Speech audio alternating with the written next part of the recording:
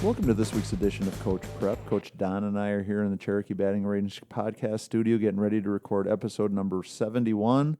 We're going to talk about taking one for the team, Don. Ouch. Yeah, we'll talk about the do's and don'ts of hit by pitch and some of the things that kids need to be aware of. So before we do that, let's talk about Cleat It Up. Cleat It Up FP is the communication tool we want you to use. It's an app for your phone. Solves all your communication challenges within your team and within your organization. Go to cleatitup.com.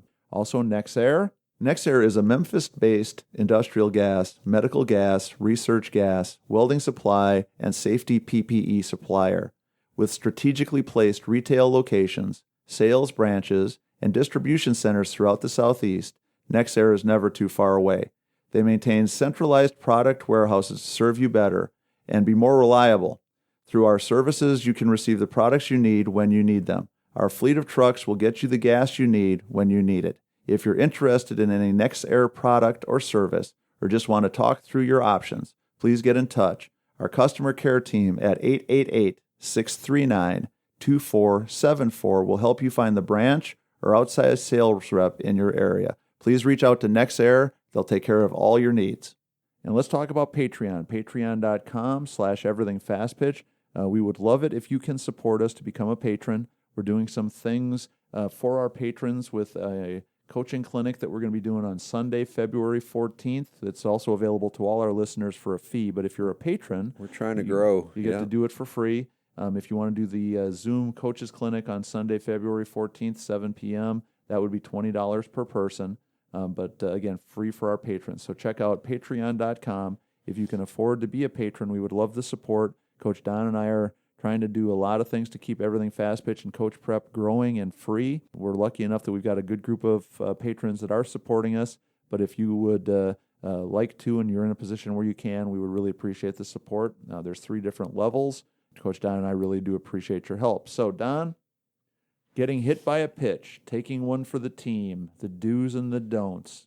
We got to weigh out how much it hurts and how much it helps, right? Right. Well, and you know, the whole idea of getting hit by a pitch is kind of counterintuitive. The idea of allowing yourself to be hit by something moving at a high rate of speed and the pain that's involved. Yeah, it just doesn't make sense on a lot of levels. I think that the challenge now is that there's a time and a place where the idea of getting on base, no matter what it takes, is kind of a positive team strategy and a positive team attitude. A couple of years ago, University of Florida was world famous because they led the free world in getting hit by pitches. Set one of our records, maybe. That might be one of those that we'll have to check. And one of the things that has changed, of course, is now with the different protective equipment that players are wearing, the idea of getting hit in certain places is a little bit less daunting, a little bit less scary than it used to be. So I guess the first question is, at what point in time do we cross that bridge where the idea of getting on base, no matter what it takes to get on base, is acceptable strategy? And when is it, or is it okay for us to expect players to wear one for the team just to help the team? No, I think it's interesting for sure. We've got the situation where the young ones are just so deathly afraid of getting hit because it's going to hurt that actually affects their performance at the plate really drastically. Well, so the do's and the don'ts, just to make sure now, for sure in the college game, and I think that this is pretty much universal across the game of fast pitch now, we've gotten rid of the hitter has to get out of the way or the hitter has to try to avoid the ball. Make an attempt idea. Kind of cross the bridge. In the college game, basically is a pretty simple guideline. If the ball's in the batter's box and it hits the hitter, the hitter has no obligation to do anything to get out of the way. Yeah. If the ball is outside the batter's box, out over the plate, and a hitter gets hit with it, then it's the umpire's judgment to determine whether or not it's a dead ball and potentially a strike or not. Many years ago, it used to be that you had to make an attempt to try not to be hit by that pitch. Yeah, no matter where it was. If it was going to hit you square in the batter's box, you still were obligated to try to move. At least try. And they got rid of that rule because I think it became pretty hard to enforce. You can't really judge somebody's intent or how hard they're trying or if they're trying. It happens so fast. Yeah. And in our game, when that ball's on you so quickly, sometimes I think you might not want to get hit, but you just can't help yourself. Shock. So basically, the umpire does have some discretion on the rule, but it's more about whether they think it's a pitch that would be in the strike zone or a pitch that's in the batter's box. and that gray area kind of in between where it might be in the river, it might be a pitch that would not be a strike, but it's still a pitch that the hitter is outside the batter's box when they get hit by it. That's the first thing we wanted to make sure that everybody's on board with that. The hitter is not obligated to get out of the way. There's no penalty for them getting hit by a pitch in the batter's box if they just stay there and take it. The other part of that is one of the things that became the move a few years ago. There was a stretch where and Florida led the nation in getting hit by pitches where hitters were not necessarily, well, they were definitely not trying to get out of the way of pitches that were inside. And in some cases, they were purposely trying to get hit. Turning into it, wearing the elbow guards or the shin guards or the knee guards or whatever it was, kind of reaching into that gray area between home plate and the batter's box, trying to get hit by pitches that might otherwise not have hit them.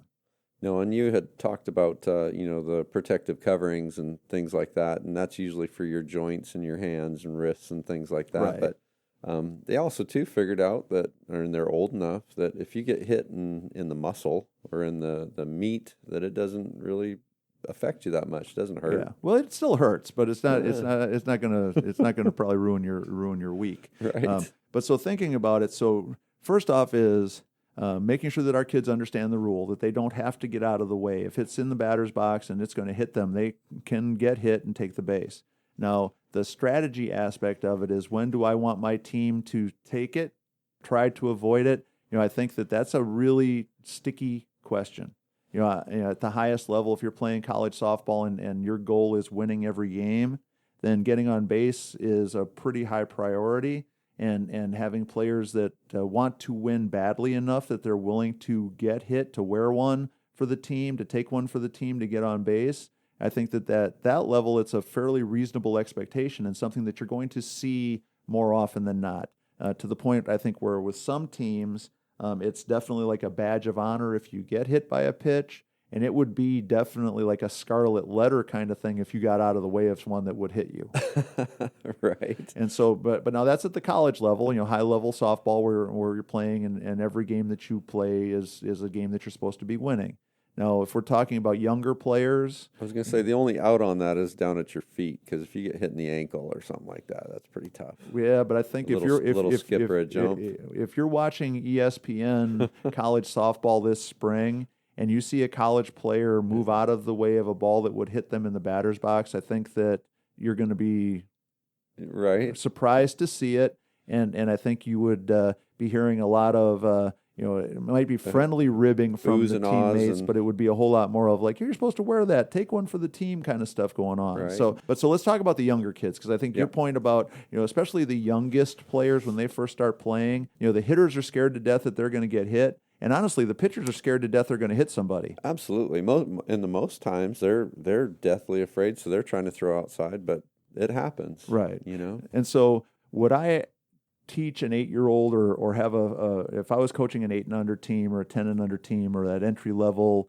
rec league team, that our philosophy is to take one for the team, to wear one, I would say no. Right. Because for those younger players, the fear and the benefit of getting a base by getting hit by a pitch versus the potential damage that could be done, not just necessarily injury-wise, but emotionally, mentally, all of a sudden they're afraid of the ball, they're afraid mindset of an inside pitch, they're diving away from the ball. So to me, I think with those younger players, I would let their natural instinct of self-preservation and trying to get away from the ball take over. I would not have any kind of predetermined team strategy or something like that where I would expect a younger player to allow themselves to be hit on purpose. So what I think happens too, though, is once they have been hit, then it's kind of a predetermined destiny that, hey, they're going to hit me again. Right. So then it's tough to keep them in the batter's box to a point where they're going to be productive in there. And that's the challenging part and the scary part. So when a game's played and nobody gets hit, I like for them to recognize, hey, nobody got hit today. It was a good day. The pitchers are in the strike zone. And then keep re-emphasizing that, hey, the pitchers are getting better. They're all in the strike zone. Hey, nobody got hit again. That type of thing after the fact, after it's all said and done, so that they start recognizing that, hey, it doesn't happen all the time. Right. And now, the one thing pitchers do get better. Yeah, and the one thing I would say, though, with those younger players is not as a strategy to increase the likelihood that we're going to get hit, but as a strategy to help them have a little bit more confidence. I think it's a good idea to practice like escape skills. Sure. Like how to turn your back to the ball instead of your face to the ball. People, as they get older, teach that as a way to increase the likelihood that you could get hit by a pitch. But I think the idea of if that pitch is coming inside, the idea of turning my body so that it would hit me in the backside or in the back is a whole lot better than me freezing and all of a sudden, facing the ball or getting hit in the chest, getting hit in the heart, getting hit in the face, because I don't have the escape skills to defend myself. And so, working on that most basic, fundamental idea of turning your back. Now, I wouldn't do that with real balls, but I would start off doing it with some softies or some light flight balls or wiffle balls. Yeah. And so just so that when kids see that inside pitch coming in, they have an idea of how to protect themselves. The second thing is, even with the youngest players, the whole Evo Shield idea of the elbow guard and the different parts of your body that you can protect with the armor, I think is a good idea. Yeah. So now I'm going to throw one Evo Shield point of discussion out there, though. Okay. Because this is one of my things that I'm not sure I understand. We wear Evo Shields when we hit. Right. When we get a hit and we hit a double, we run all the way to second base and our Evo Shield stays on, correct? Most times, I would say, yeah. So why is it when we get to first base or second base or third base, we have to call timeout to take our Evo Shield off? Is it going to now start slowing us down? I don't. Maybe it's just not as easy to discard it when we're at second. Yeah. Well, so my thought is, if your kids are wearing Evo Shield or whatever that protective gear would be, but if it's not some big giant contraption that's going to really affect them, let them just keep the thing on until they get to the dugout.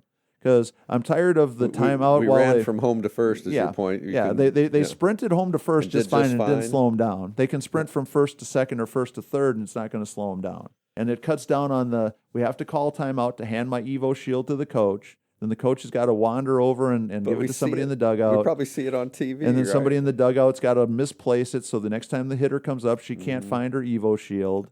So let's just let her keep it on until she gets to the dugout, and then she can put it where it belongs. But anyhow, I digress. No problem. So let's wear the equipment to protect ourselves, to make sure that we're as safe as we can be. Let's teach the younger kids the escape skills so that they're less likely to get hit someplace that's going to really hurt them. Okay, yeah. So here's another one. Sometimes when we're training, Tori, we'll work on bunting, and I'll have the younger students will be squared up to bunt. I throw little foam balls because we can throw curveballs, drop balls, rise balls, stuff at them. And when they do, and when they miss one and it happens to hit them, they're like, oh, I get my base.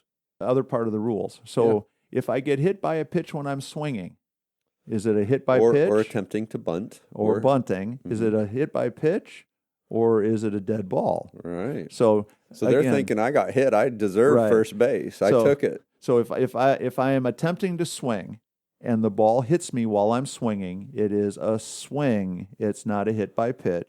So you got to stay there. You got to do it. Right. So you got the worst of both worlds. You got a strike, and you got hit by a pitch that didn't get you first base. Ouch. If I'm bunting and I square to bunt and I make an attempt to bunt the ball, and I get hit, it's a strike. It's a dead ball. And again, the worst of both worlds. But now if I square because it can only be one is what I tell them, and it was a strike before it was a hit by pitch. Right. But now if I square to bunt and I pull the bat back and the ball comes inside and hits me. And try to get out of the way. Or even if I don't try to get out of the way. If I don't attempt to bunt it and I get hit, then it would be a hit by pitch and you would get first base. At that point, you're probably trying to get out of the way. I'm guessing, yeah. Yeah, because you don't want to get hit in the face with it or whatever. But anyhow, so we want to make sure that we help the kids understand the rules. And then the other one is if the ball hits you in the hand is not part of the bat. People, can we stop saying that? Well, we've heard it forever. Yeah, but it's been wrong forever. Okay, your hand is your hand and the bat is the bat. Now, if you are swinging and the ball hits your hand, now it's the triple of all bad things because it's a strike. It hits you and you don't get first base, and it hits you someplace that might be the most painful place you can possibly get hit. Easiest to damage. With a pitch. So if I'm swinging and it hits me, it's a strike. If I'm swinging and it hits me in the hands, it's a strike. If it hits me in the hands, it goes fair. it's a fair ball. There you go. Okay. So we just want to try to get all those different possibilities out of the way. Just because it hits you in the hand doesn't mean you don't run. Right. Yeah. And so anyhow, but the idea that making sure that the kids understand all those things, and we talk about all those things, work on all those things in practice, definitely for the younger kids, we're going to teach them how to get away. We're going to teach them the rules. We're going to teach them how to defend themselves so that hopefully they don't get hit. Eventually, they're going to cross the bridge where they're going to have to decide for themselves, is my team winning important enough for me to get hit by a pitch to get to first base? And that's going to happen for every player at some point in time if they keep playing this game, whether it's when they get to the high school team or the upper level travel ball team or the really, really committed to winning rec league coach. We're going to get to that point where every kid's going to have to decide, okay, is getting first base valuable enough to me to potentially get a bruise or an injury? So we had a situation where one of our younger teams was going to be working on bunting, and some of the moms thought it might be good to put them all in bubble wrap. For some of our younger groups, maybe we should tell them what Evo Shield is and what it's all about. Well, yeah, Evo Shield is just one of those products that's out there that is basically a hard shell protective piece of equipment. And most kids wear them on the elbow, as the elbow is that leading part of your body that's likely to get hit by a pitch. And really likely to hurt like crazy or potentially get injured badly if we get hit. So a lot of kids wear them on the elbows. Some kids wear them on the forearms. Some kids have different versions that they wear on their ankles and shins to protect them if like on a foul ball. So Evo Shield is a protective. And they're lightweight. They're comfortable. They're a really cool tool and something that I think kids should be investing in to try to avoid the injury. And then, of course, when they cross that bridge of getting hit is valuable and it gets me on base and it helps my team win, if they can arrange to get hit on the Evo Shield, it doesn't hurt. Even more so, right? Yeah. But so wearing one for the team, taking one for the team, the do's and the don'ts. Again, I'm not going to tell you that you should be telling your 8-year-old kid to try to get hit by every single pitch so she can get to first base. That to me seems a little bit out there, a little bit on the extreme edge. But I do understand that you're going to get to a point where getting on base has value. And at some point in every player's career, they're going to decide either I want to get on base and it's worth it to me to get on base any way I can. If that means I get bruised or banged or nicked, that's what I'm going to do to get there. And we'll just have to cross that bridge as each team and each player gets there. So we've got one more foratory again.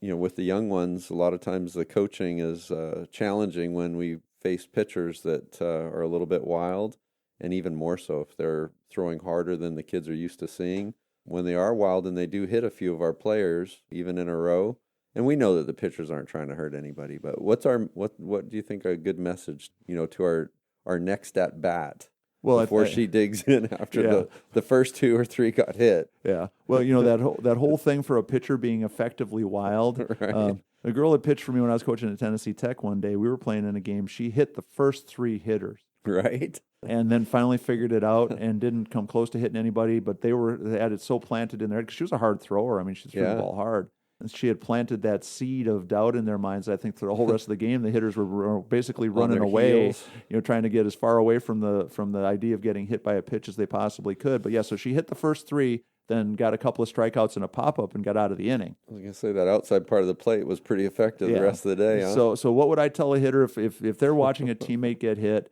Is to do the best they can to put that out of their mind, to get up in there and get ready to hit. But the one thing that I've seen, especially at some of the younger ages, kind of coming back to the idea of what's the appropriate tool at the appropriate time. What's protocol there? I've seen some 8 and under teams where the coaches basically want the hitter to stand right on top of home plate to get as close to home plate as they possibly can to either A, get hit by a pitch so they can get on base, or be able to protect the outside part of the plate. Or to screw up the pitcher so much that she can't pitch. And often they're trying to throw outside because they don't want to hit you. Right. And so all of a sudden, they're either throwing a fatty that the kids can hit or they're throwing them so far outside that they all get walked. Again, I'm not that sure that winning an 8 and under softball game is important enough that I would want a kid to have that kind of strategy, but to each their own. So, but I think at the younger ages, my philosophy, as I said before, is really simple. I think it's okay for them to defend themselves and to get out of the way. But I think we need to plant the seed for all of them that at some point in time, as they move their way up the game and up the ladder, that they're going to play on a high school team or a college team or a travel ball team or whatever it might be, where the expectation is that whatever it takes. and just to kind of be prepared for it. And if we're going to be in that situation, the whatever it takes situation, we want to definitely have the defense mechanisms built in. We want to know how to protect ourselves so we get hit where we want to get hit. We want to have as much protective equipment as we can so that if we get hit, or when we get hit, because we're going to, that when we get hit, we're protecting the vital parts of our body that, that injury could really result from getting hit by a pitch. This is just one of those things we all got to experience. We all got to work through. And, when we do get hit, it's like, I got a bruise, but no big deal, right? Make light of it if we can. Yeah.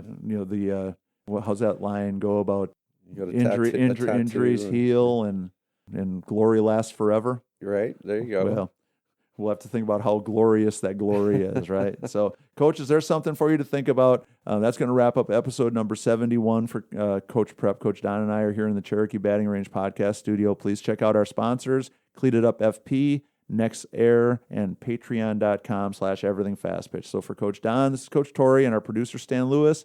Thanks for listening to number 71, and we'll talk to you again next week.